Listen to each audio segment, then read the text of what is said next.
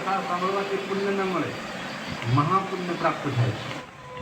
ભગવાન મહાદેવની કથા અદ્ભુત નથી, મહાઅદ્ભુતામ કથા, મહાઅદ્ભુત કથા. ભગવાનની કથા સાંભળે તે આત્મા નથી, મહાદેવની કથા સાંભળે તે મહાત્મા. જેટલી જેટલી વસ્તુ મહાદેવ સાથે જોડાણી તેને મહાશબ્દથી સંબોધિત કરી છે. તેથી સૂતનું સંબોધન કરતા કહ્યું મહાભાગ. કોણ મહાભાગ? તો કે ભગવાનની જે કથાનું શ્રવણ કરે છે. તેથી આપ સૌ કથામાં ઉપસ્થિત ભાઈઓ બહેનો વડીલો, આપ કોઈ સામાન્ય જીવાત્મા નથી, પરમાત્માની પસંદગી કરેલા માણસો, પરમાત્માની પસંદગી કરેલા આત્માઓ છે. કારણ કે એટલો ચારો તરફ લગનની ધબધબાટી બોલે અને તમે જો કથામાં આટલી મોટી સંખ્યામાં ઉપસ્થિત હો તો આનાથી મોટી કૃપા ભગવાનની કઈ હોઈ શકે છે.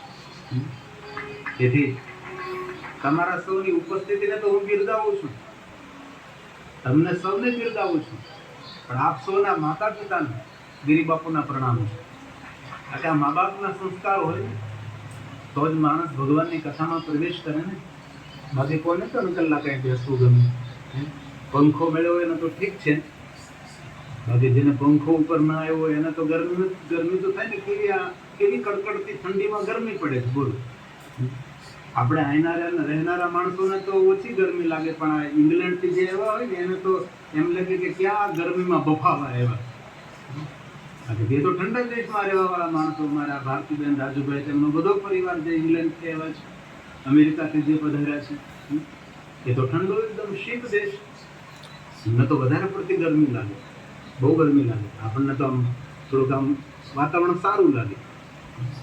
કથા એક તપ છે, કથા એક સાધના છે, કથા એક અનુષ્ઠાન છે. વ્રતોનું વ્રત ભગવાનની કથા.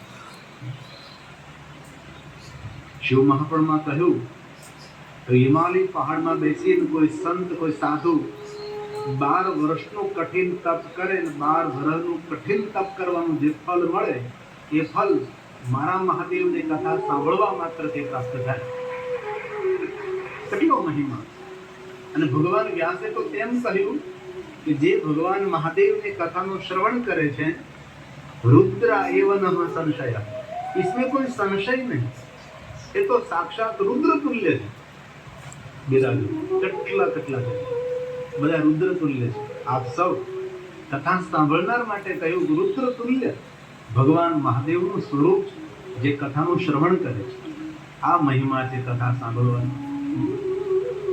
તો ભગવાન વ્યાસજી હવે કથાનો પ્રારંભ કરે છે. સૂતને મહાભાગ્યવાન કરે છે. સૂત